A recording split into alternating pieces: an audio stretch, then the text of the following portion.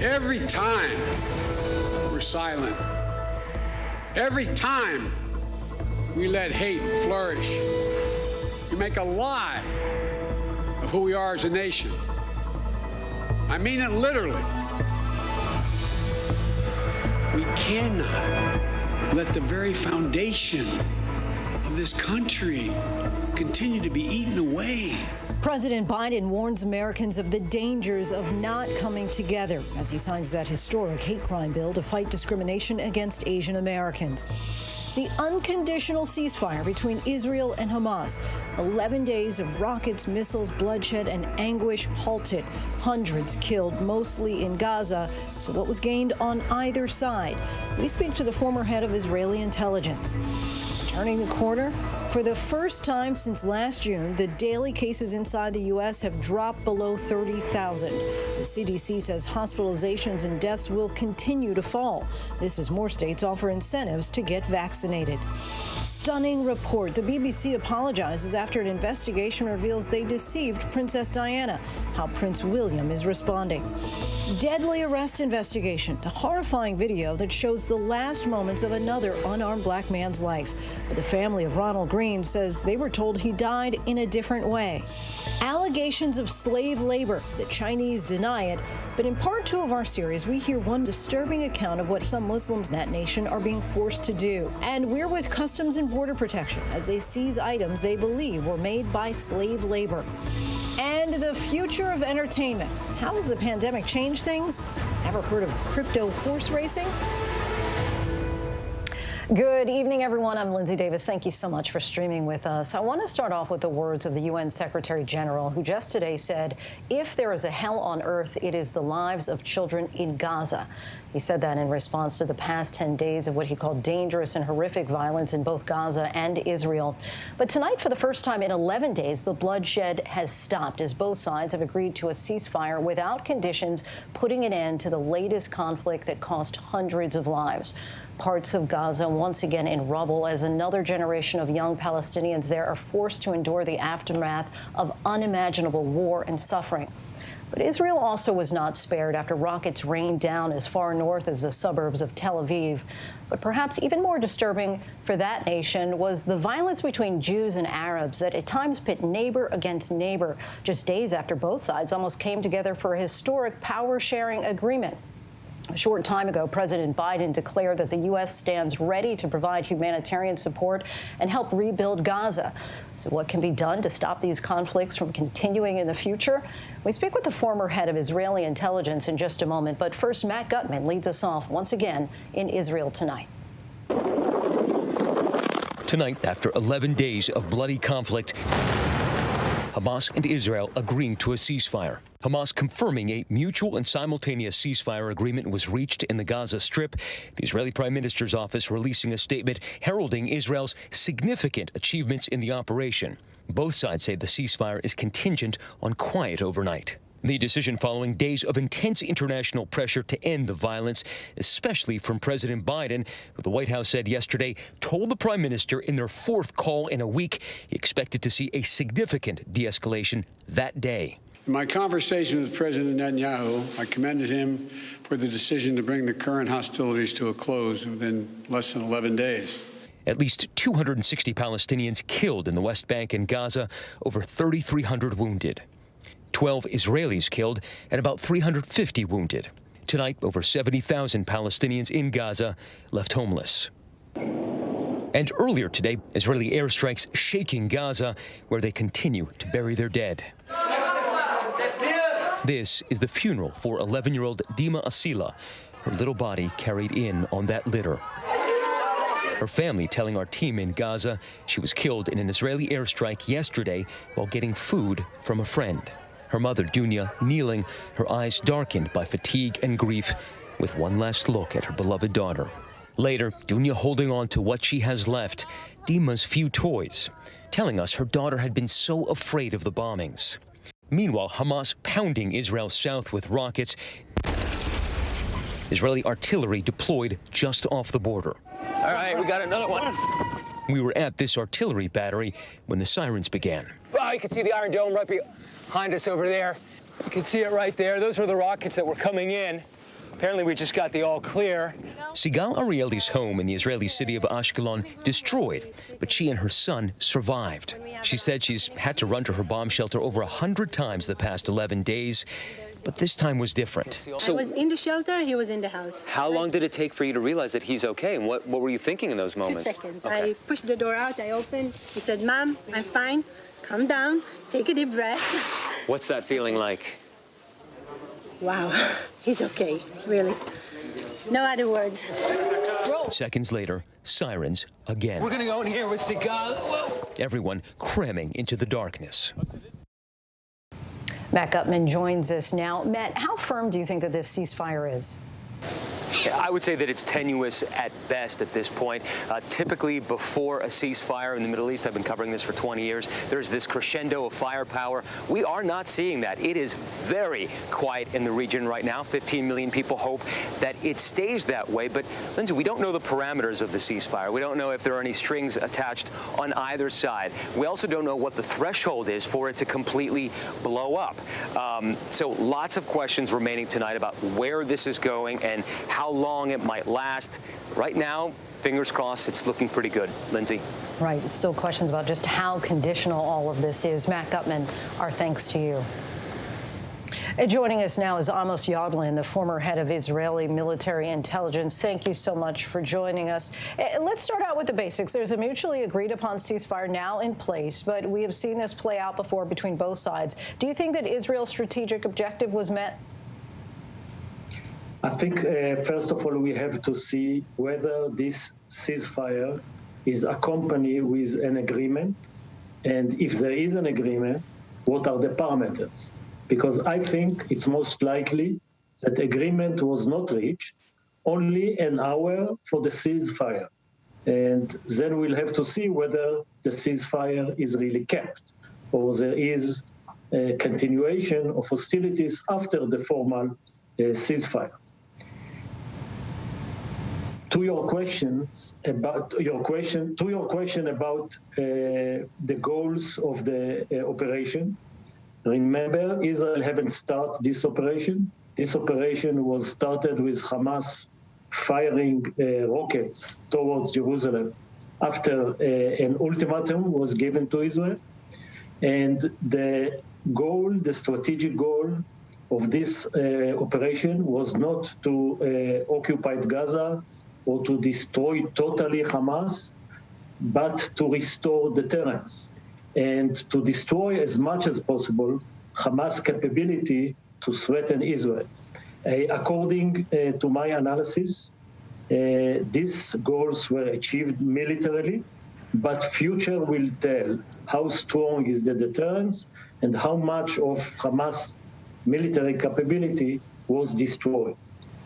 Now, you just said that this all started with Hamas firing rockets. Many believe that this violence began over potential evictions in the Sheikh Jarrah neighborhood in the East Jerusalem that spilled into clashes in front of the Al-Aqsa Mosque. Is there any credibility that you give to Hamas saying that that's what actually started this turmoil? Yes, but this is Jerusalem. Hamas is not responsible to Jerusalem. Hamas is hardly responsible for Gaza. And the problem is that the leadership of Hamas in Gaza decided, because of the cancellation of the election by Abu Mazen in Ramallah, that they will, in a way, take the leadership and the stage in the Palestinian politics through a military clash with Israel. And they found Jerusalem to be the excuse. What we think and what we wanted to achieve, that next time when they think about firing rocket to Jerusalem, they will understand the consequences for Gaza. Now, here in the United States, we've seen Democrats become more vocal against Israeli policy. Are you concerned at all that Israel is becoming a bipartisan issue in the United States? And what impact could that have on Israel's military capabilities? Unfortunately, Israel became bipartisan since 2015, when Prime Minister Netanyahu spoke against the JCPOA in the American Congress. So I think it was very important to reestablish Israel as a bipartisan issue. I know that the left wing of the Democratic Party is hardly supporting Israel, but I don't think it will affect the president's commitment to the security of Israel, which he showed also in this conflict. He basically supported Israel's right to defend its citizens. We are fighting with a terror organization that took as hostages 2 million Palestinians. And this terror organization is committing war crime. They are firing at civilians without any distinction. And they are hiding behind civilians. So I don't think that the American people will stop support Israel. On the contrary, we fight the same terrorists. And how do you think that this will impact Prime Minister Benjamin Netanyahu's future? It's very difficult to predict. No doubt that these hostilities, in a way, help him to foil the attempt of the anti-Netanyahu coalition that has the mandate.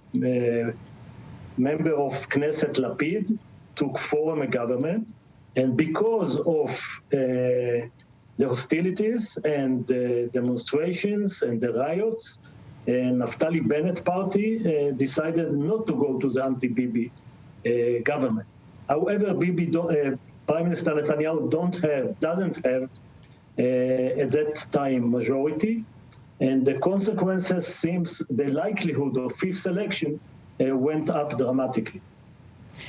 Mr. Amos Yadlin, the former head of Israeli military intelligence, we thank you so much for your time and insight.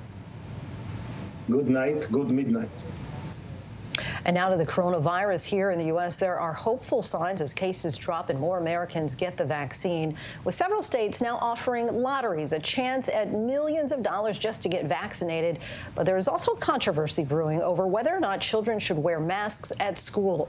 Here's ABC's Whit Johnson. Tonight, Dodger Stadium, one of the largest vaccination sites, closing down after giving out 430,000 shots. A symbolic shift, but Dr. Fauci insisting the country has to stay on track to meet President Biden's goal, 70% of adults getting one dose by July 4th. If we get to the president's goal, there will be enough protection in the community that I really don't foresee that there being the risk of a surge, provided we continue to get people vaccinated at the rate we have now. But across the country, a growing firestorm over masks. And it's absolutely unjustified to use masks. In Florida, parents sounding off at the Palm Beach County School Board over its mask policy. Socially, emotionally, this is just not healthy for the children. Iowa's governor signing a law banning communities and schools from requiring masks, but some pushing back. In Virginia, 9-year-old Jack Nelson has cystic fibrosis. His mom says she was given no warning when the school dropped masks at recess. Not one child there is vaccinated, and nobody thought about the fact that there's this 9-year-old boy with a fatal lung disease on the playground with these children, and nobody thought to call me and ask if that was going to be okay. And that terrifies me. The district acknowledging the change was shared with staff, but saying our office had not yet shared it with parents. Tonight, a renewed push to vaccinate those 12 and older with huge incentives. Ohio seeing a 28% boost in vaccinations since announcing its Vax a Million lottery, a chance to win $1 million or a college scholarship. I feel good knowing I'm going to be vaccinated, but it's also a good feeling not going to win $1 million. Now Maryland giving away $40,000 every day for 40 days with a grand prize of $400,000. And New York today announcing a Vax and Scratch lottery with prizes up to $5 million. You have a 1 in 9 chance of winning the lottery, but you get the vaccine and you win. Several states now trying to incentivize people to get that vaccine. Whit Johnson joins us now. Whit, tell us about Dr. Fauci's message today about the CDC fine-tuning its mask guidance and also about protection against virus variants. Lindsay, Dr. Fauci, when he's talking about the fine-tuning of the mask guidance, he is mostly talking about schools and businesses. As you know, there's been so much confusion across the country, but he does say that some updated guidance is likely coming soon to help people get through it. On that variant from India, he's expressing confidence in the effectiveness of our vaccines. He says we will likely have protection, but if an infection does break through, at the very least, we'd be protected against the most severe forms of the illness, like hospitalization and even death. Lindsay. Whit Johnson reporting in for us. Thanks so much, Whit. And now to the investigation into the death of Ronald Green in Louisiana. Body camera footage held for 2 years by authorities was obtained by the AP. It shows Green being tased, kicked, and dragged by troopers after he reportedly led them on a high-speed chase. Authorities say its release is not authorized, and they still don't want you to see the video. The video, we must warn you, is disturbing. Here's ABC's Chief Justice correspondent Pierre Thomas. Ronald Green can be seen here pleading with Louisiana state troopers. I'm scared. I'm your brother. I'm scared. The violent encounter following what police claim was a high-speed chase after a 2019 traffic incident. These video clips from a police body camera obtained by the Associated Press raising questions about whether police used excessive force. Hands behind your back. Put your hands behind your back. I'm sorry. The officers seen tasing him, punching him, and at one point dragging Green by his shackled feet when he's already been handcuffed. The Green family has been demanding justice, claiming a cover-up. As a family, it's tore us apart. It's tore us apart. The coroner reported Green's death as accidental, the result of a heart attack, after police initially said he died from injuries in a car crash. But there's now a Justice Department civil rights investigation into Green's death. The issue of race and policing again center stage. A new ABC News investigation with the network's own stations finding in 99 of the country's 100 biggest metro areas, police officers were not as diverse as the communities they serve. The investigation showed that in areas where the police force was 90% white, blacks were 5 times more likely to be arrested than whites. But when people of color made up half of the force, blacks were arrested at only 2 times the rate of white people. Pierre Thomas joins us now. Pierre, your team did such thorough work analyzing police diversity. What were your biggest takeaways, and did the results surprise you? They were somewhat surprising, Lindsay, but the bottom line, our research suggests that when police forces are more diverse, the rate of black arrests was cut by more than half. That was surprising. And Pierre, as you report, the Justice Department is now investigating that Ronald Green case. Is it fair to say that President Biden's DOJ is much more engaged in these civil rights probes than the previous administration? That's my early initial impression. You've seen them launch pattern and practice investigations into the Minneapolis Police Department as well as the department in Louisville, Kentucky. And you're seeing more and more of these more prominent cases, the Justice Department locking in and announcing charges pretty early, Lindsay. Pierre Thomas, our thanks to you. Earlier today, President Joe Biden, accompanied by Vice President Kamala Harris, who is our nation's first half-Asian vice president, gave an impassioned speech before he signed the COVID-19 hate crimes law aimed at curbing anti-Asian discrimination in our nation.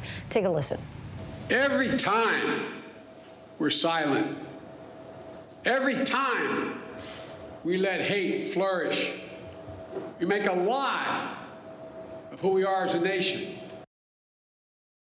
The organization Stop AAPI Hate had more than 6,000 hate incidents reported from March of 2020 to March of this year. According to the same organization, AAPI women and girls were more than 2 times as likely to report incidents of hate. Our Juju Chang sat down with a woman who made headlines last month after being brutally attacked right here in New York City. The woman who survived this horrifying attack that enraged the nation, speaking out for the first time. There are so many victims that have not been heard from their stories, and maybe you could be a voice. The beating of 65-year-old Vilma Carey caught on surveillance video, now a symbol of anti-Asian hate. The Filipino-American was strolling to church Easter week when out of nowhere a man kicks Vilma, knocking her down, stomping on her face repeatedly. And then the seemingly callous inaction of bystanders who watch it all unfold and close the door. I saw a text from my mom that said, "Call me, I've been attacked." And I I turned to my boyfriend and I was like, what? Her daughter, Elizabeth, rushing to the hospital. Her mom suffering from a broken pelvis and head wounds. It didn't occur to Elizabeth that it was racially motivated until she saw the video. And I remember just screaming, but that's my mom, but that's my mom. And I had to get up from the sofa because I felt like I couldn't breathe. The suspect, a homeless man, reportedly with a history of mental illness, arrested on hate crime charges. He pled not guilty. Bail set at $500,000 cash. This vicious attack, just one in an alarming spike in crimes against Asian Americans nationwide. Police reports rose more than 160% over the past year throughout the pandemic. It's not easy to get hate crimes charges, but Vilma told police she heard the attacker loud and clear. F you, Asian, you don't belong here, was the gist of what he had said before the attack. Vilma's daughter now turning those words into a rallying cry. AAP I Belong, sharing Asian American stories of resilience. Almost 2 months later, Vilma is still walking with a walker, grateful for the outpouring of love. I would like to tell all of them, thank you from my heart, because it has helped me and it's still helping me in my recovery, you know. Physically, I'm healing well, but mentally, emotionally, I'm not there yet. And she finally made it to church, full of prayers, even for someone unexpected. My attacker, I prayed for him because I felt he needed prayers. Why pray for your attacker? Because that's the only thing I could do for him, in the hope that maybe someday he reformed or he find the right medicine, whatever needed. She prays for her attacker. Juju Chang joins us now. So nice to have you here in studio with us. You've really been doing some powerful pieces, reporting on these crimes for quite some time at this point. What's the overall reaction from the Asian community as far as this new law, and is there a sense that it goes far enough? Well, it's a culmination, really, of a year of what Congresswoman Grace Meng said was crying out into the wilderness, asking people to pay attention to what was going on in our community. You know, leading up to the Atlanta murders, the shootings at the spas, there was this sense that there wasn't enough attention paid to these crimes. But it's had a galvanizing effect on the Asian American community. You know, Asian Americans represent 50 different countries, dozens of languages, and yet this was an animating, unifying force, the idea that, you know, depending on how you look, you will be treated a certain way. As to whether or not it goes far enough, you know, it depends on who you ask. There's a real split in the Asian American community. Yesterday, I spent time with the NYPD chief of the anti-hate crimes, anti-Asian hate crimes task force, and he told me that there seems to be like a common denominator and an intersection of mental health crisis and hate crimes. And so what does it say about the disordered brain that they're picking up these messages of hate and racism and acting on it? Juju Chang, our thanks to you. And when we come back, the new twist in the Tiger King saga, the Oklahoma Zoo featured in that hit series is raided. We'll explain why. The home surrounded by water in a region inundated with relentless rain. But up next, part 2 of our series, looking into allegations that Chinese are abusing their Muslim population. Tonight, we delve into claims of slave labor as U.S. officials step up seizures of items that they think are being made that way. With so much at stake, so much on the line, more Americans turn here than any other newscast. ABC News World News Tonight with David Muir. We have made it through another week together. America's #1 most watched newscast across all of television. Admit it, these days, what you need to know seems to change just about every day. What is it that you really want to know, need to know? To help you not just get through your day, but to make the most of it. Feel smarter. Feel better. Feel happier. Well, how about a third hour of Good Morning America in the afternoon? GMA 3, what you need to know. Lunchtime at 1 Eastern, 12 Central and Pacific on ABC. It's all about you. Robin Roberts, George Stephanopoulos, Michael Strahan. Wake up with America's #1 most watched morning show, ABC's Good Morning America. The world may feel out of your control, but your happiness doesn't have to be. Learn the secrets to happiness. Listen to the 10% Happier podcast, free on Apple Podcasts. ABC News honored winner for the second straight year with the Edward R. Murrow Award for Overall Excellence in Television. ABC News, America's #1 news source. Friday nights, 9/8 Central. True crime, cinematic, real-life drama, stunning, the unthinkable. Follow the clues. The Hunt. True Crime 2020. Friday nights, 9/8 Central on ABC. The reality is our country can collapse from within. You see the white power movement on the march. Klansmen and neo-Nazis, skinheads, it's meant to incite war. From the KKK to Oklahoma City to Charlottesville, the new documentary event special. We just need to start talking about race. Homegrown hate, the war among us. This is a real wake-up call. Streaming now on ABC News Live.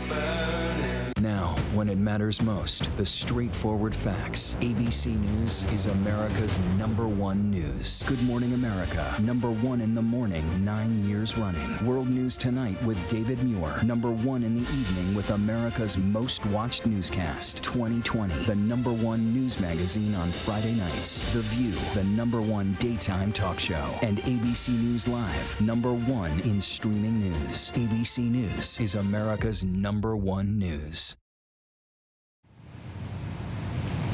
Welcome back, everyone. Last night, we told you about the allegations of genocide facing China, which that country denies. Muslims are fleeing that nation, but some tell us that there are now few places where they feel safe. Tonight, our Bob Woodruff examines another disturbing allegation that the Uyghur population has been forced to engage in slave labor. This has gotten the attention of U.S. officials who are now detaining certain products as they enter ports of entry. Bob Woodruff with part 2 of our investigation. To the international community, China has a message that its Xinjiang province is a wonderful land. But this video suggests a very different story. Human rights activists allege that slave labor is happening near facilities like these, where Uyghurs and others have been detained, located throughout Xinjiang, home to the majority of its Turkic Muslim community. The Chinese government claims these are vocational centers. This week, we watched U.S. representatives call for a diplomatic boycott of China's 2022 Olympics over the issue. But we cannot proceed as if nothing is wrong about the Olympics going to China. There are actually factories that are effectively attached to the political education camps. And so part of the vocational training to which people are subjected involves working in these factories, some of which, or most of which are textile factories. China is making lots of money through Uyghur slave laborers. For years, the Chinese government has denied allegations of slave labor or that there are forced internment camps in the region. Many around the globe say it's part of a broader effort by the Chinese government to commit cultural genocide. In their final months, the Trump administration accused China of genocide. These are truly internment camps where these people are being treated in ways that are fundamentally inconsistent with what China would have you believe. The Biden administration agrees. Uyghurs have been accusing China of genocide for years. China want to erase us from the map. We met Kazat Altay in 2019, a year after he says his father was taken to an internment facility in Xinjiang. He said, son, they're taking me. Like Kazat's father, Galzira Alkan says she was in one of those camps. And days after her release, you were forced to go to work in that factory. I wanted to go back home, but then they said, we'll send you back to re-education center. She managed to send a message to her husband in Kazakhstan. This picture of her outside the textile factory where she says she was forced to work. The next day, they picked me and interviewed me at the factory and got me to the card. They showed our conversation with my husband from the computer. They said, you illegally revealed the factory to Kazakhstan. For her lack of silence, she says the government tortured her, sticking needles in her fingernails and beating her with a stick. I thought I had died that day. I felt my soul has passed. Gulzira says she eventually escaped to Kazakhstan and made her way to the U.S. The Chinese deny her allegations and claim she left China to avoid paying back a loan. They even made this short documentary in an attempt to prove it. ABC News was unable to contact any of the people featured in this production, but there was another video released on the same day. I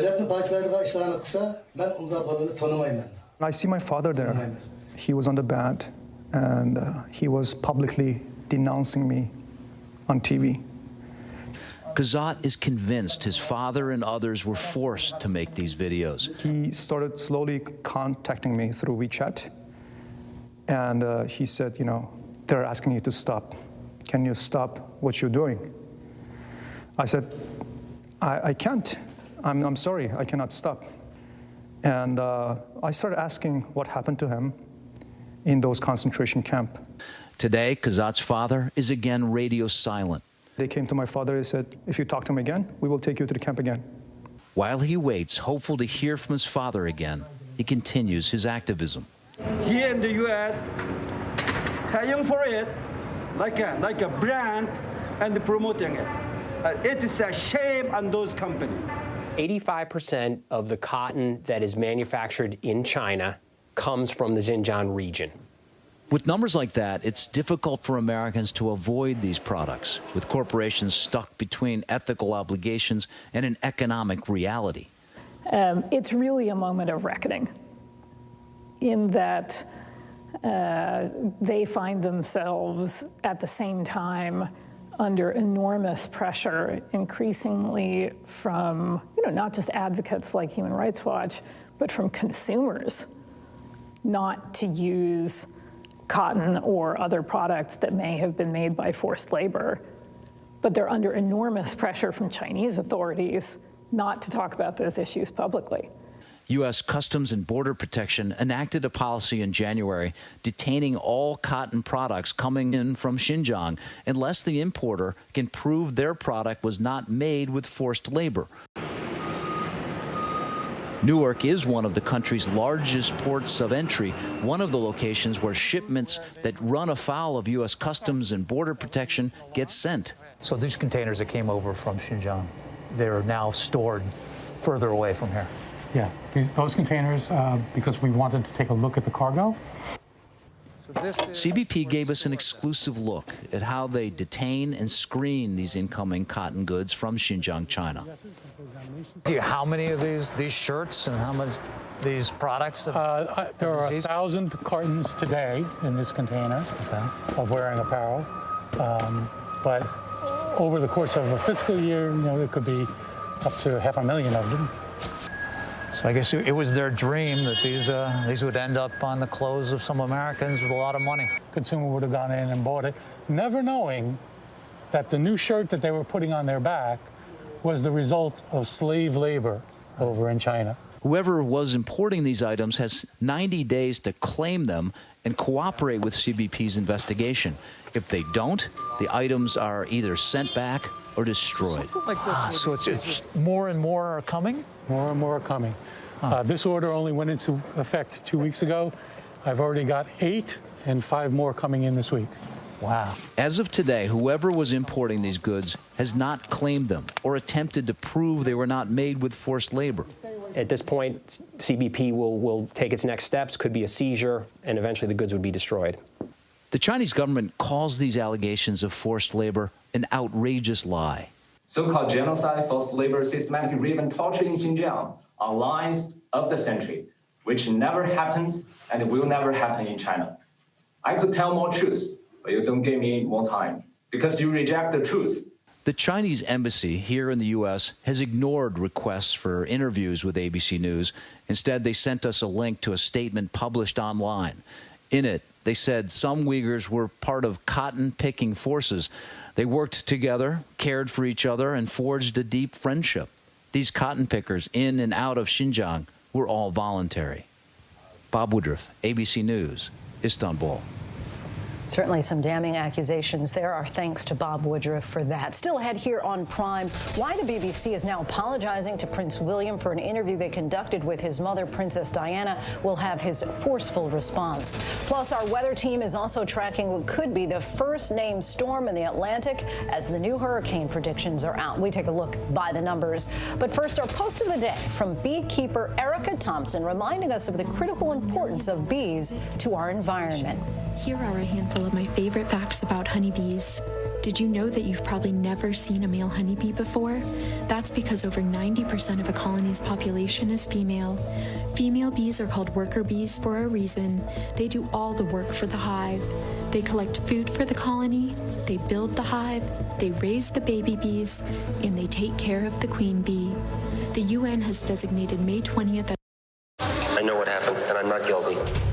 Why the fascination with criminal trials? Figure out what's really out there. She revealed she had murdered his family. I know in my heart they did this. It's the time of suspicion. The ending's really tough. You don't know whether truth is going to be difficult to find unless you try to find it.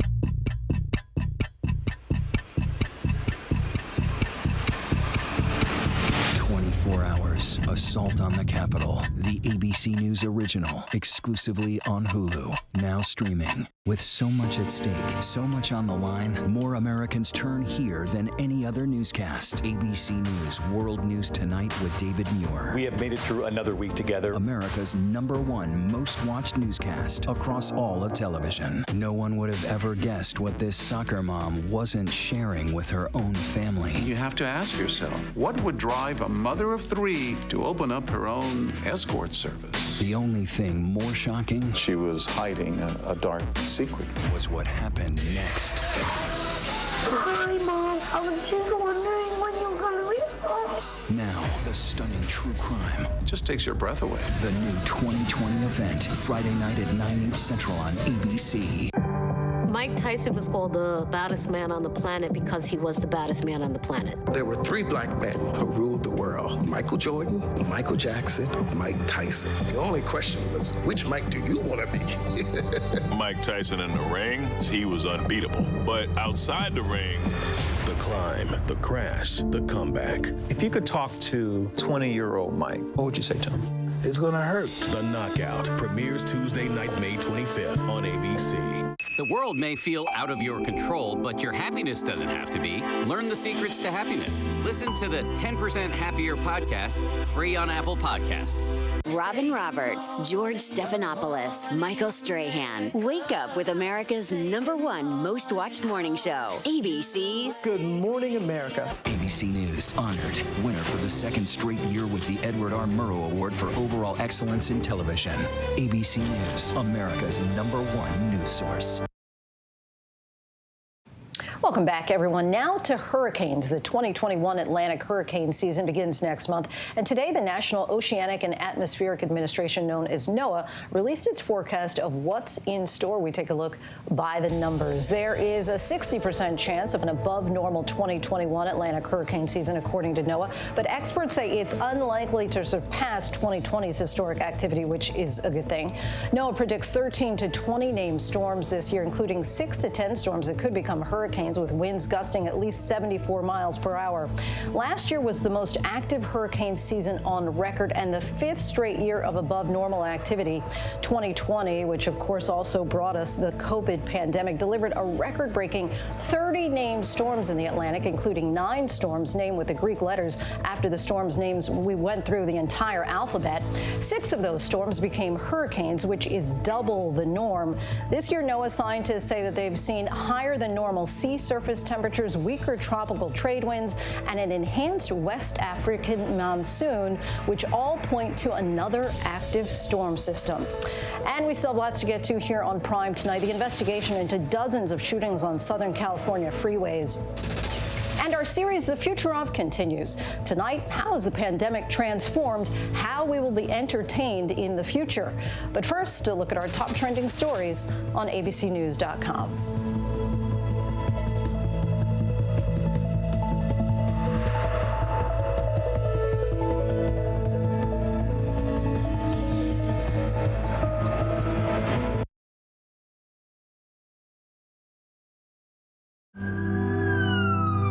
will guide you through it all tonight.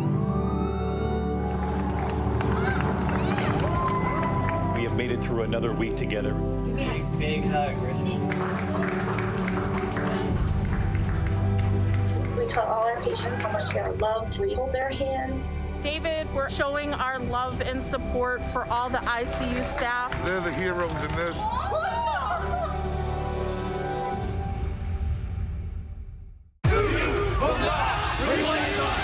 The reality is our country can collapse from within. You see the white power movement on the march.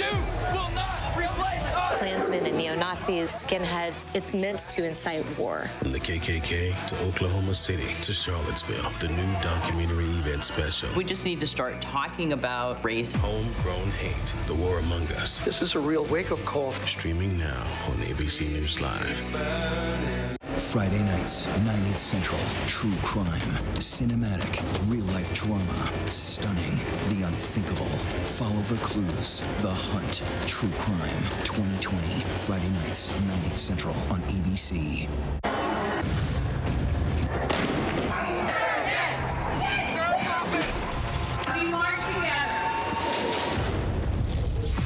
The most powerful stories of our time, anytime. Nightline. Mike Tyson was called the baddest man on the planet because he was the baddest man on the planet. There were 3 black men who ruled the world: Michael Jordan, Michael Jackson, Mike Tyson. The only question was, which Mike do you want to be? Mike Tyson in the ring, he was unbeatable. But outside the ring, the climb, the crash, the comeback. If you could talk to 20-year-old Mike, what would you say to him? It's gonna hurt. The Knockout premieres Tuesday night, May 25th on ABC. Missing teenager Kate Wallace was rescued today. Critics are raving. Jeanette Turner, you could have saved me, and you didn't. Get her out of here! You stole my life because yours was pathetic. You were the only person who knew before anybody else Kate was missing. I think this story's a little too scary. Oh, it's terrifying. Freeform's Cruel Summer. Now streaming new episodes Wednesdays.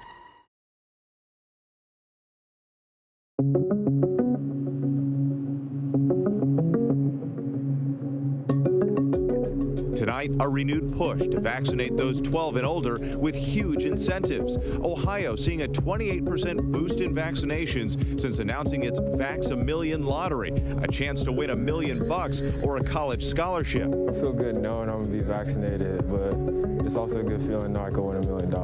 Now Maryland giving away $40,000 every day for 40 days with a grand prize of $400,000. And New York today announcing a Vax and Scratch lottery with prizes up to $5 million. You have a 1 in 9 chance of winning the lottery, but you get the vaccine and you win. In Arkansas, rising floodwaters trapping residents and drivers just southwest of Little Rock. Crews rushing in to evacuate at least a dozen stranded. This is by far the worst we've ever seen it. And in Houston, Texas, drivers dangerously inching along this flooded highway. High water sweeping away this car. And fierce winds uprooting this tree, dumping it right into a home. In Louisiana, the banks of this river overflowing. Cars and trailers submerged. Widespread flooding covering this entire neighborhood as residents wade through knee-deep water, salvaging what's left behind. The back-to-back storms pummeling several states for days, leaving at least 4 people dead in the flooding's aftermath, including one in Baton Rouge found in a submerged car. Dozens of big cats have been seized from an animal park featured in the TV series Tiger King. 68 lions, tigers, lion-tiger hybrids, and a jaguar removed from the Oklahoma property owned by Jeffrey Lowe and his wife Lauren. Federal prosecutors say the couple failed to provide them with proper food, shelter, and care. The animals will now be moved to nature preserves. More than 50 incidents have been reported over the past few weeks on SoCal freeways. Rear or side windows shattered. Most of the shootings happening either late at night or during the early morning commute. Kind of scary, you know, we commute to work every day and drop off the kids, you know, to the daycare. So you kind of worry, you know, what if it's you on the freeway at that time? The CHP says there's no suspect information right now. They do believe it's a BB or pellet gun being used. Some of the incidents have been reported during the daytime, but then there's the question of whether these were all actually shootings. Could the damage to this windshield just have been from a rock? It reminds me of that one time when kids were dropping rocks on the freeway. On the freeway you're traveling at a really high speed, so anything that's flying towards your windshield is going to scare you. In all, about 7 fossils were found under I-70, found these bones, one of which turned out to be the tooth of a camel-like creature called camelops. I think that most people associate camels as being a big humped animal that lives in the desert. This species, camelops, it's a pretty large animal, but it may not have had humps. There's no way to tell because humps don't have bones in them, and we don't have any soft tissue remains of these animals. They're basically just big grazing animals. They would have eaten grass on the plains, and they would have probably herded alongside with antelope. Welcome back. Now we head overseas to the bombshell revelation from the BBC regarding their investigation into the Panorama interview with Princess Diana. The major British network admitting to using, quote, deceitful methods, including forged bank documents, to land the sit-down interview. Lama Hassan brings us more. It was called the scoop of the century, getting Princess Diana to talk about her marriage and about the royal family, famously saying this. Well, there were 3 of us in this marriage, so it was a bit crowded. But tonight, the explosive findings, the investigation into how then BBC journalist Martin Bashir got Diana to talk. An independent inquiry has found that Bashir, among other things, showed Diana's brother fake bank statements in an effort to make Diana believe members of the royal family were paying people to spy on Diana. The investigation finding those falsehoods shared with her brother, quote, deceived and induced him to arrange a meeting. The inquiry finding it was an effort to play into her fears and loneliness to get her to talk. Tonight, that independent inquiry has concluded that Bashir used, quote, deceitful behavior to lure Diana into doing it. Tonight, Princess Diana's brother, Charles Spencer, said Bashir's behavior led Diana to lose trust in key people, breaking down relationships. Well, the irony is that I met Martin Bashir on the 31st of August, 1995, because exactly 2 years later she died. And I do draw a line between the 2 events. Bashir later worked in the US for ABC and NBC News before returning to the BBC, just recently stepping down, citing health reasons. Tonight, Prince William in one of the most scathing and direct statements from him ever. It is my view that the deceitful way the interview was obtained substantially influenced what my mother said. The interview was a major contribution to making my parents' relationship worse and has since hurt countless others.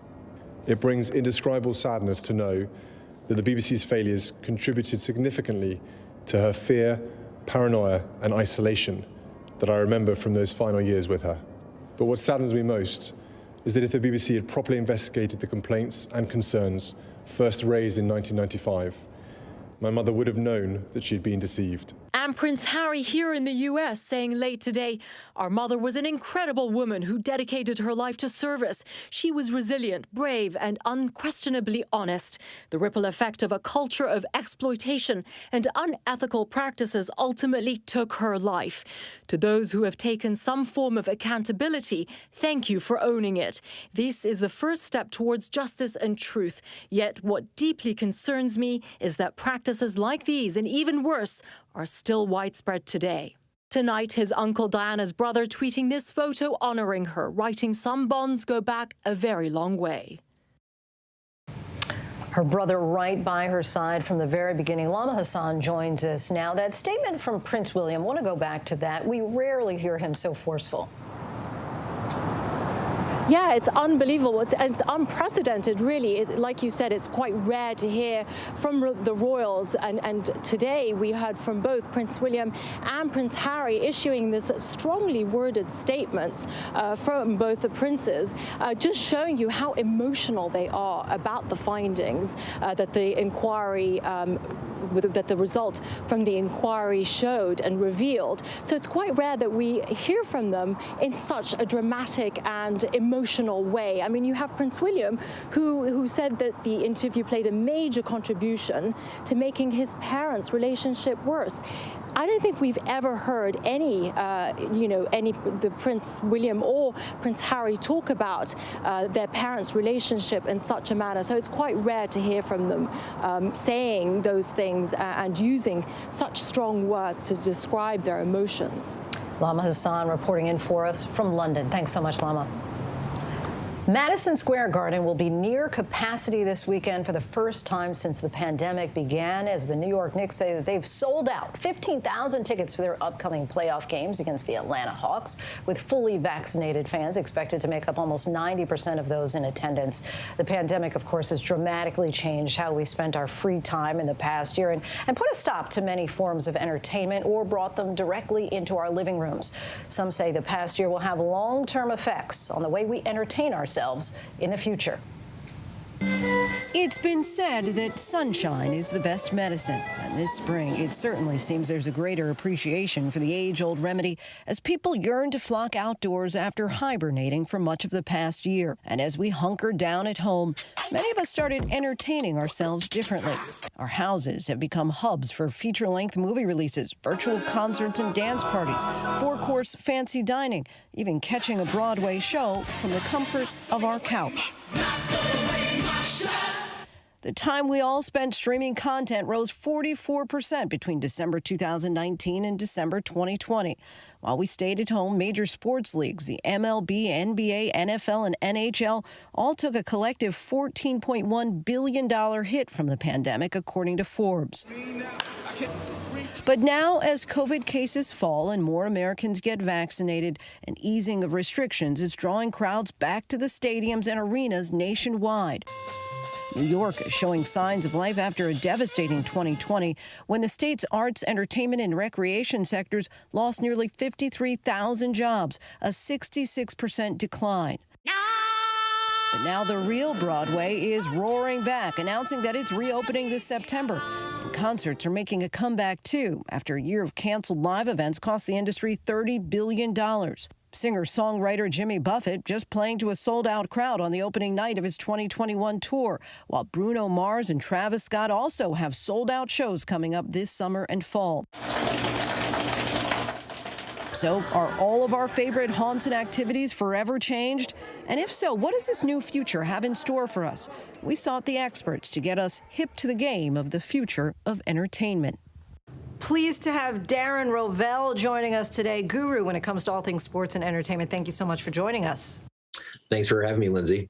Are you privy to any kind of technologies on the horizon that would make real experiences more immersive? I think the key is now going the other way, bringing fans closer to the action. Making sure that while you're there at an event, that it is so much better than HD TV or 4K, because otherwise I think people are comfortable with how they've been. For example, the Las Vegas Raiders are basically going to have a nightclub, in the first few levels of the stands. Why? Because they have to bring up the stakes. You have 3 children. I have a young son.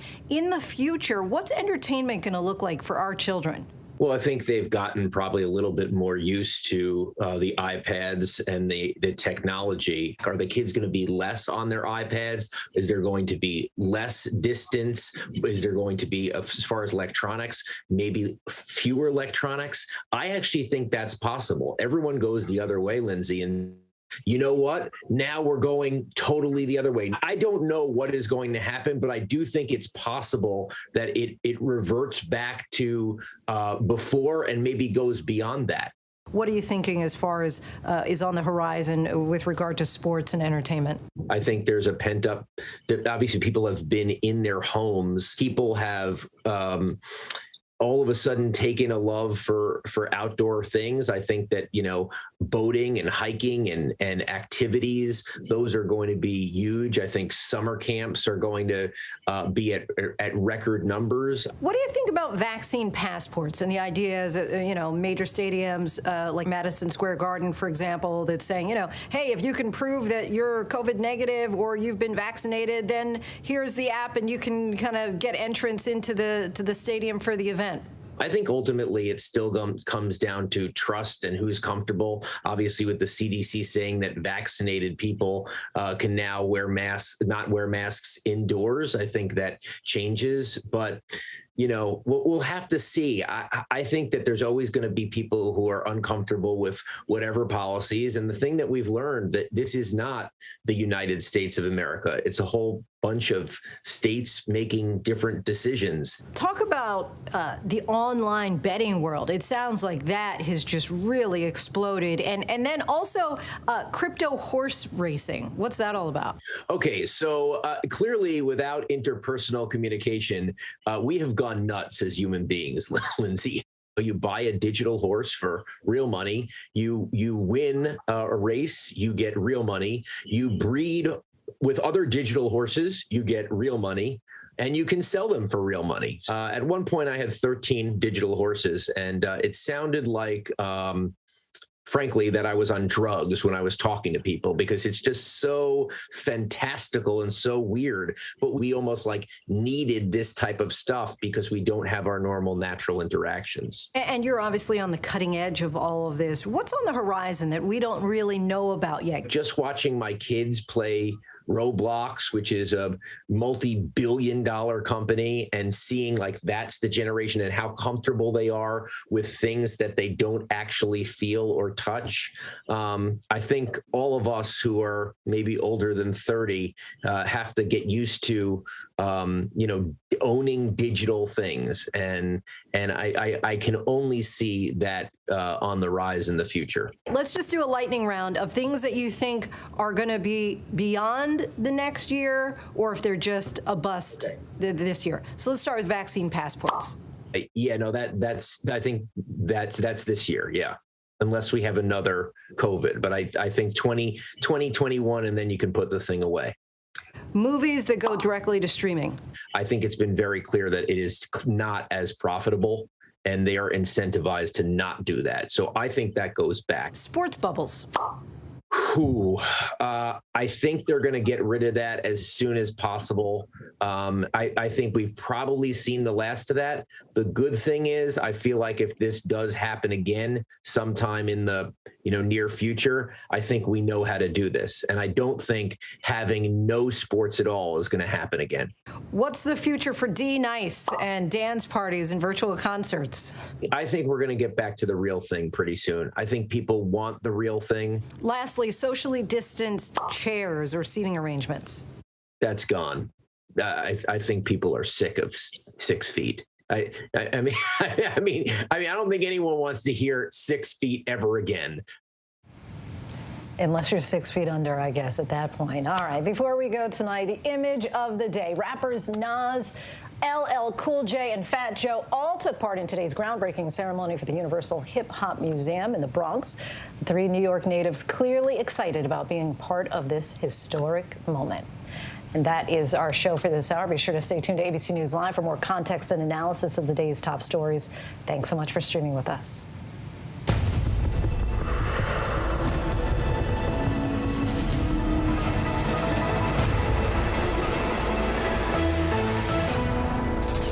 Coming up in the next hour, we're staying on top of a few things. More on that ceasefire agreement between Israel and Hamas. And the church that was once completely underwater. Take a look at that. It is now fully exposed due to drought. That's in this week's It's Not Too Late.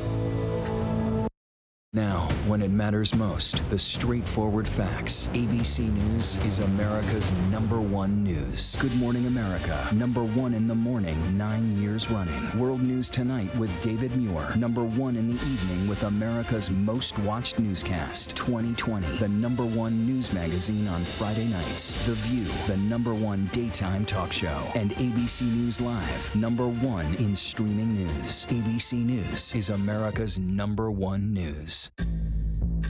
Missing teenager Kate Wallace was rescued today. Critics are raving. Jeanette Turner, you could have saved me, and you didn't. Get her out of here! You stole my life because yours was pathetic.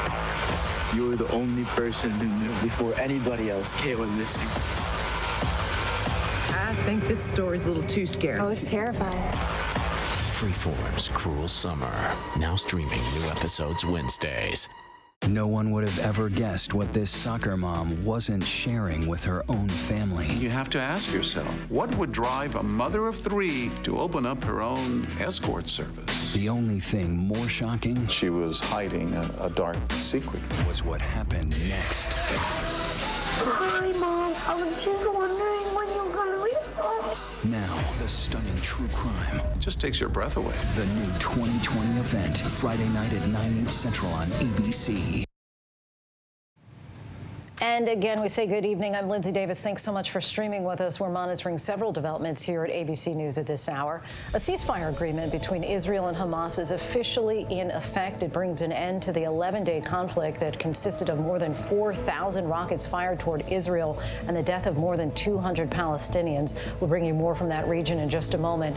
More progress in the fight against COVID. Infections have officially dropped to their lowest levels in nearly a year. This as more states continue to offer incentives such as lottery jackpots in hopes of encouraging more Americans to get vaccinated. Earlier today, President Biden signed into law the bipartisan COVID-19 Hate Crimes Act. President Biden, accompanied by Vice President Kamala Harris, who is of Asian descent, called the law a significant break in a gridlocked Washington. The law is intended to expedite the review of pandemic-related hate crimes and will make grants available to help local law enforcement improve reporting of bias-driven incidents. And as we were mentioning, that ceasefire deal between Israel and Hamas is now in place. Matt Gutman joins us once again. Matt, Israeli Prime Minister Benjamin Netanyahu is praising significant achievements made during those military operations. What were they? And Lindsay, just for context's sake, this is what both sides say before each ceasefire, because you can't enter a ceasefire without heralding your own successes first. But Israel says it has achieved some notable achievements here. Primarily, apparently, neutralizing Hamas's tunnels beneath Gaza. Israel says there are well over 1,000 miles of tunnels that honeycomb the Gaza Strip. They are fortified, they are concrete in there, and they were secret. Somehow, Israeli intelligence figured out where they were and managed to bomb them and apparently cause some significant damage. They also targeted Hamas and Islamic Jihad leaders. They have been saying that those are successes. The idea for Israel over the past 11 days has been to degrade Hamas's military capability to buy Israel a few years of quiet. This is not about beating Hamas, and this is not about peace. This is about just achieving a little bit of quiet. For Hamas's part, it demonstrated that, A, it knows how to defeat Israel's Iron Dome system by blitzing it with lots of missiles at a time, 10, 20, even more at a time, essentially confusing the system. It showed that it can launch rockets in enormous numbers very quickly at Israel's heartland, at Tel Aviv, the metro area where 4 million people live, at Jerusalem, showing that it cares about Jerusalem, winning the hearts and minds of Palestinians for whom Jerusalem and the Al-Aqsa Mosque is really one of the most central and important facets of this entire conflict. So both sides say that it came away with some reasonable achievements, and I think that's probably fair to say. Quick aside about how we got to where we are. Lots of pressure from President Biden. We learned tonight that he actually had 6 calls with Benjamin Netanyahu. Lots of water under the bridge between these two. They've had a very tense relationship. But when a U.S. president tells an Israeli prime minister, de-escalate today, they listen. Remember, Israel gets about $3.8 billion from the U.S.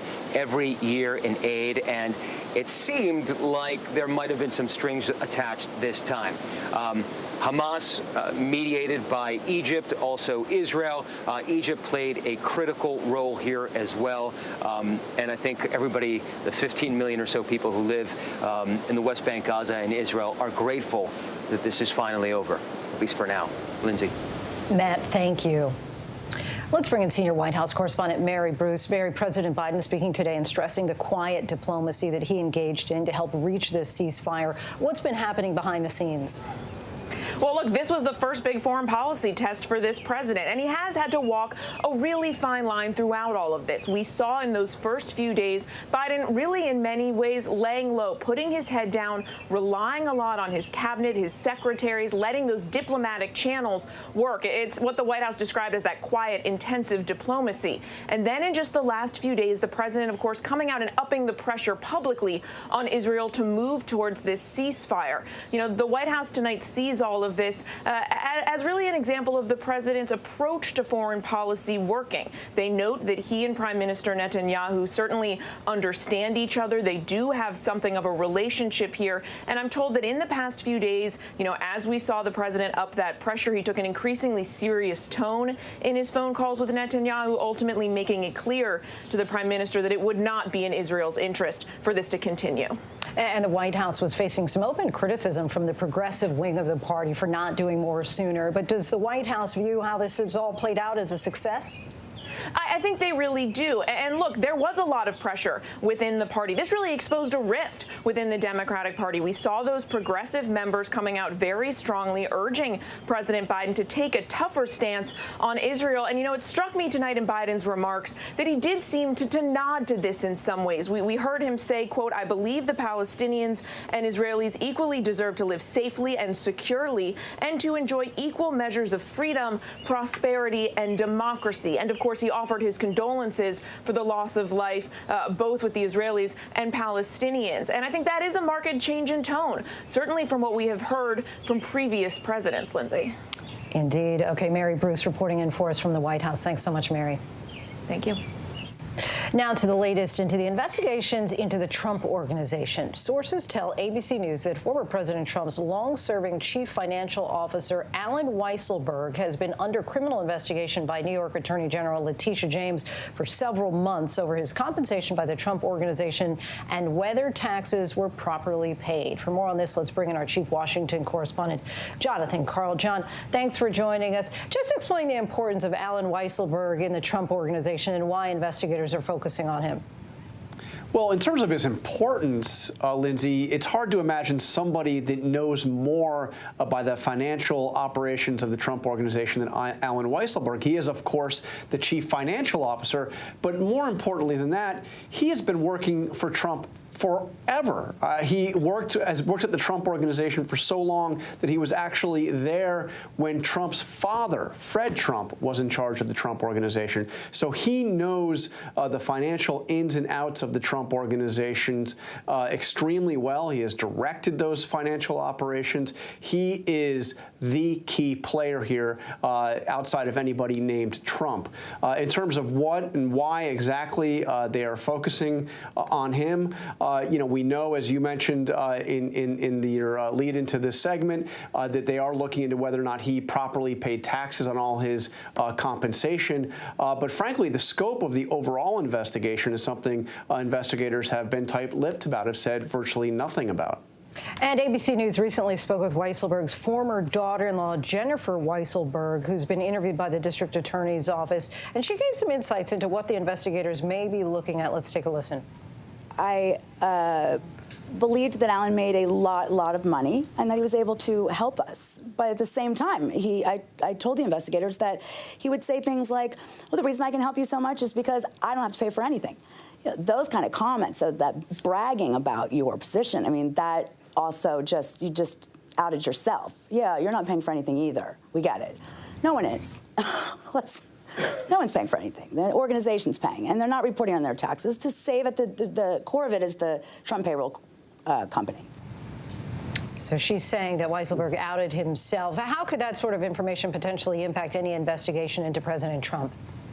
Well, first, you could see how this could be damaging, obviously, to Weisselberg himself. Was he receiving forms of compensation that he wasn't paying taxes on? That is something he could be liable. It's something he could be charged with criminally if he was avoiding paying taxes. But the bigger question here, and the one that, frankly, we just don't know yet, is whether or not that is the end point of this investigation. Is it really all about whether or not Alan Weisselberg was properly paying all his taxes, or are they going after him in the classic prosecutorial tactic of trying to get him to flip, trying to get him to become a witness against Donald Trump or the Trump organization itself to get more lenient treatment for the crimes that he could possibly be accused of. Now, it's important to say and to emphasize, Alan Weisselberg has not been charged with anything yet. The prosecutors have not accused him publicly of anything yet. But the question that raises is, are they going after him? Are they investigating him and his personal finances because ultimately they want to turn him into a witness against Donald Trump? Jonathan Karl, thanks so much. Thank you, Lindsay. And next to a disturbing story that began with a campus rape and then an apparent confession made on social media, ABC's Ariel Reshef sat down with the victim and has more on her powerful story. 26-year-old Shannon Keeler says it was a Facebook message she never imagined she would receive. It's like he came to terms with the fact that he did do it, and his last few messages were, "So I raped you. I won't do it to a girl ever again." When you saw those words come into your inbox, what was your first thought? It was a sense of validation, and I knew immediately that it's not every day that someone gets a confession from the person that raped them. And those messages, which Keeler says she first discovered last June, immediately taking her back to a night in 2013. Keeler, then a lacrosse player and freshman at Gettysburg College, says she was celebrating the end of fall semester at a fraternity party when she first met a male student who began paying close attention to her. He just kept trying to dance with me, and he at one point pushed me up against the wall and tried to kiss me. As she left the party, Keeler says the same student approached her and her male friend who was escorting her to her dorm room. He whipped out $20 and said to my friend, "Let me have her, please let me have her." What's the next thing you remember? I went to bed. I heard a knock on the door and I opened it, and it was the kid. The kid she refers to is the male student Keeler claims raped her in her dorm room that night. ABC News is not identifying him since he has not been charged with any crime in this case. He did force himself on me and rape me, and after he did that, he started crying and said, "I'm sorry, like, I didn't mean to hurt you. I didn't mean to hurt you. Did I hurt you?" And then I said, "Yes, you hurt me." She says at the encouragement of her friends and mentors, she reported her alleged rape to campus public safety in the morning and to the local police department, even submitting to a rape kit. I didn't want things to change. I didn't want to be labeled to be known as the girl that got raped. How did the college's public safety department handle your claims? They immediately contacted the witnesses, and then as soon as they started investigating and reached out to the perpetrator, he dropped out of school. The alleged suspect did not respond to ABC News' request for comment, but a Gettysburg College investigative report obtained by ABC News cites a written statement from him at the time with a general denial that he engaged in any actionable misconduct. Keeler says despite her full cooperation with Gettysburg Police Department detectives, the district attorney at the time, Sean Wagner, declined to bring charges against the suspect she named. He declined to comment to ABC News. Keeler says she feels renewed hope since receiving the alleged confession via Facebook Messenger. I immediately that night sent screenshots to the district attorney's office, and I subject lined the email and said, "Is this enough evidence?" and asked them if they reopened my case. The Gettysburg police chief confirming to ABC they have reopened Keeler's case based on the new information she provided. As for validating the Facebook message, the chief declined to comment, pending the open nature of the case. I want this to go to trial. I want him to be held accountable. It's been 8 years since this alleged incident. Did you imagine yourself in this spot speaking out? I wanted to. I was scared that people wouldn't believe me, that it would hurt my career. I was scared it would define me. There will be millions of women watching your story. What is your message to them? You're not alone. We together can help positively impact the broken system. 8 years later, still seeking justice. There, our thanks to Ariel. As the conversation about COVID safety in schools continues, we bring you the story of one school in North Carolina that focused on their ventilation system to ensure not only the safety of their students, but the peace of mind for their parents. Dr. Jen Ashton has more on this. Marlo Wilson Alston was a new mom when tragedy struck at the end of 2019. 3 days before her wedding anniversary, traveling home to visit family for the holidays, her husband passed away. 3 months later, COVID hit, leaving Marlo worried about the safety of her young baby. I had so many fears about my son going to daycare. We were in a very precarious situation. My husband had died unexpectedly. It threw me into the guts of single motherhood. The pandemic came. I didn't have a whole lot of family around. I didn't have a lot of friends who can help watch my little boy. So Marlo called husband and wife Bill and Ya McConnell, the owners of the Primrose School of South Charlotte, where Marlo's son attends preschool. Our first and foremost priority was making sure that the children and staff at our school, we were taking their health and healthcare needs most seriously, making sure that we were keeping them safe whilst we cared for them. When COVID happened, I had a conversation with my father who brought up the fact that he was looking into a UVC system for his house. And I wondered if it would be something that we could utilize at our preschool. Bill went online and discovered these ultraviolet filtration systems, the same kind commonly used in airplanes, could also be used in their school. Ultraviolet has been proven to be exceptionally effective at complementing filtration, designed to disinfect and treat the air, as well as even maybe more importantly, the HVAC equipment itself. So filters are obviously designed to address particulates, but the UV disinfection technology is able to address those biologicals, those odors, those VOCs that pass through a filter like sand through a tennis racket. It's designed to complement filtration. And better air filtration was an easy way to improve the health and safety of preschoolers, still too young to understand rules. The first and foremost concern was we have young children who cannot necessarily social distance, cannot necessarily wear masks, but we knew that we had to step up the health and safety protocols that we already had in place so that our focus would be on providing care and education. What COVID-19 has done is really opened our eyes. It really brought awareness to indoor air quality. If there is such thing as a silver lining, is that it made us more aware that we should be more proactive. We should be doing more to improve the air that we breathe. This system felt like an opportunity to help our families that need our care and provide them a place to bring their children and be able to depend on us. For Marlo, that truly is a breath of fresh air. Knowing that my little boy is in an environment where he is safe, he's healthy, where he doesn't have to worry about what's happening around him, it makes me incredibly comfortable. I don't know that he actually understands what's happening, but guess what? The little guy is happy. He loves the environment that he's in, and he has no clue the enhancements that were put in place just to protect him and all his little friends. Our thanks to Dr. Jen Ashton for that. And still to come, the 7 people charged with homicide for the death of soccer icon Maradona. And in this week's It's Not Too Late, the church that is no longer submerged and why that's an ominous sign of how our planet is changing. With so much at stake, so much on the line, more Americans turn here than any other newscast. ABC News World News Tonight with David Muir. We have made it through another week together. America's #1 most watched newscast across all of television. Robin Roberts, George Stephanopoulos, Michael Strahan. Wake up with America's #1 most watched morning show. ABC's Good Morning America. Critics are raving.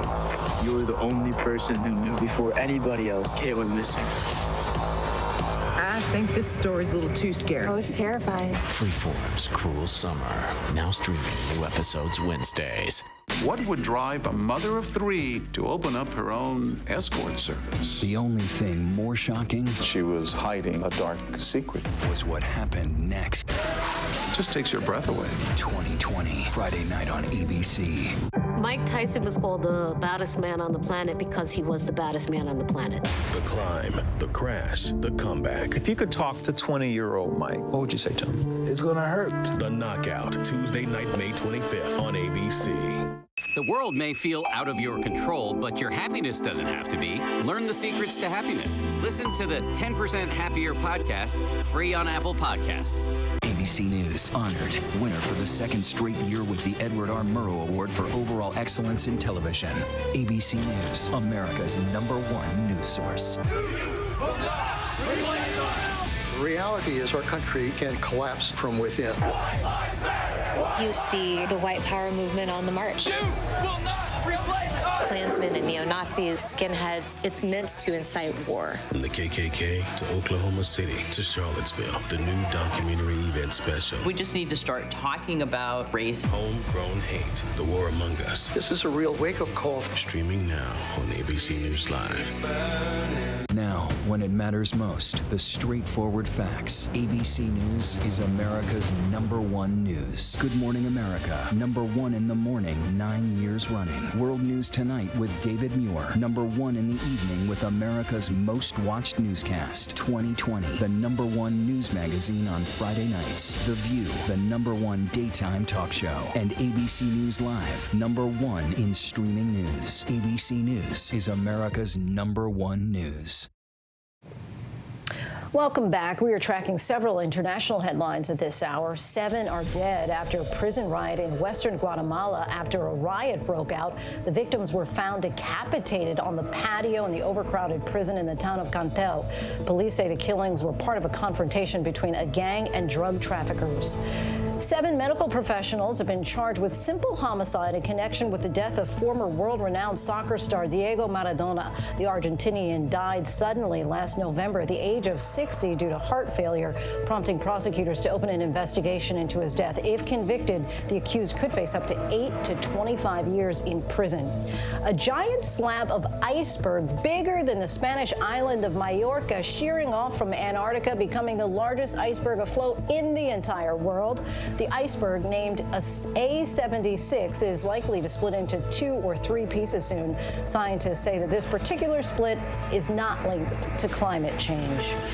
Finally, tonight, an incredible sight. A 19th century church appears to just rise right out of the water in the middle of a lake there. It's the first time that it's been fully exposed in more than 40 years. In this week's It's Not Too Late, our Ginger Z traveled to Mexico and reveals why this stunning spectacle is a sign of climate change.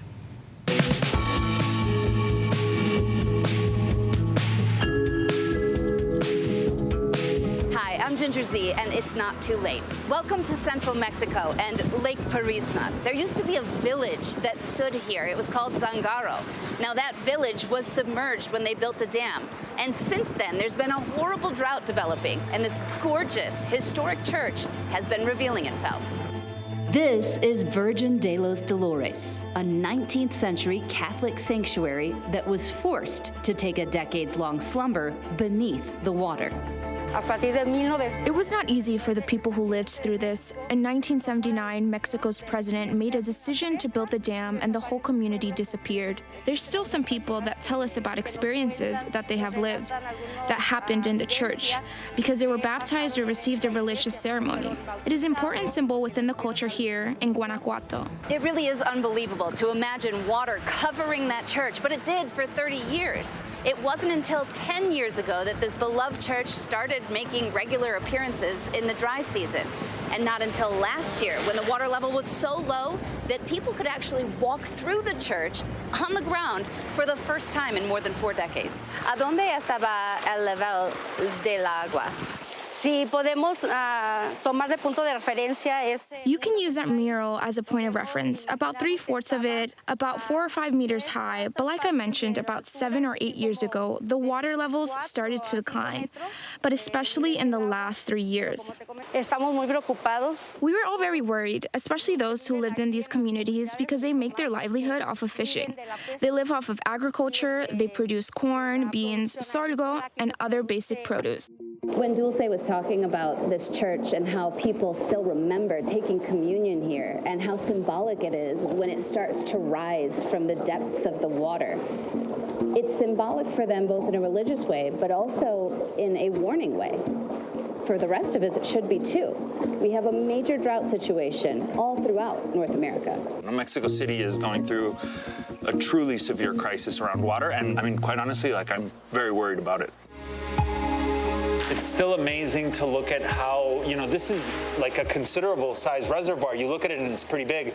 It's at about 40% capacity right now. So it's less than half of the water that it had only a few years ago. And I don't know, for me at least, it gives a sense of just how quickly these droughts can just cut our water supply in half. Many reservoirs in Mexico are at their lowest historic points. Here you can see clearly where the high water would be. The tree line there represents it, and just how far this lake is away. And it's not just here in Mexico. In the western United States, we're at the point where developing what could be the worst drought in more than 1,000 years. It should be a huge warning for us in Mexico first, but I think the western United States, we're the same geographic space. What's happening here is happening there. A brand new drought update shows that nearly half of our nation is in drought right now. A quarter of Americans are in extreme or even exceptional drought. But you don't have to look at maps to see it. In Northern California, the super bloom showed up in lake beds where water is supposed to be. Governor Newsom declaring 41 counties a drought emergency while standing in the center of a lake that should be full of water. We are advancing a drought emergency. There's that giant fish kill in the Klamath River. People there prepping for water shortages. And in the most recent Palisades fire, being pushed by strong winds, bone-dry brush, and vegetation that has not burned in years. This whole area is a tinderbox. And check out these powerful before and afters. Lake Mead and Lake Powell, the source of drinking water for 40 million people, shrinking. And yes, of course, drought has been happening since the beginning of time, but not at this rate. It's been amplified by climate change. Today, the drought that we're experiencing is partly bad luck, but it's also partly because of human-caused warming. And because of those warmer temperatures, this drought that would just be kind of bad is instead mega drought bad. A new study shows that aerosols from cars and power plants are making droughts worse. Back here in Mexico, a new report of their own shows that more than half of the country's irrigated crops are at risk of being lost thanks to water shortages. I see a lot of times grown in Mexico, so it will immediately affect us in food alone. Oh, yeah. I mean, so much of the fruits and vegetables that are consumed in the U.S. come from Mexico. You need water to grow food. And, we feed the U.S. largely, but, if our crops fail, yeah, of course it's going to affect you in the United States. It'll affect you in the cost of food and in the availability of food and in the migration problems. And it's unimaginable what life becomes like when you run out of water until you do, or until you see it. No, it's a very abstract idea until you literally open the tap and there's no water, and you look around and there's no water around, and you can't do anything. You can't flush the toilet. You can't do anything. Yeah. Schools close because they don't have water. And once that happens, the level of desperation in a community is enormous, no? And so, yeah, water starts becoming like gold, and this is already happening. Enrique runs a water reclamation organization in Mexico City. They help underserved communities always have water. Water shortages in Mexico City or water shutoffs in Mexico City, yeah, sometimes it'll last 2 weeks, no? And you'll have, Mexico City, as I said, 22 million people. So if you're harvesting rainwater, you have much greater resilience. What does it mean to somebody in Nevada? I don't know, but I think that Mexico and the U.S. are such sibling nations, no? We have such a shared history. This is the same crisis, no? And we're the same piece of earth, and we're going through the same thing, no? And as I said before, hopefully together we'll come out of this. A reminder that our water, much like this sanctuary from the deep, is holy. we need to conserve it. Because, I promise, it's not too late. A reminder that so many of us take water for granted. Our thanks to our friend Ginger Z for that. That is our show for tonight. Be sure to stay tuned to ABC News Live for more context and analysis of the day's top stories. I'm Lindsay Davis. Thanks so much for streaming with us. Have a great night.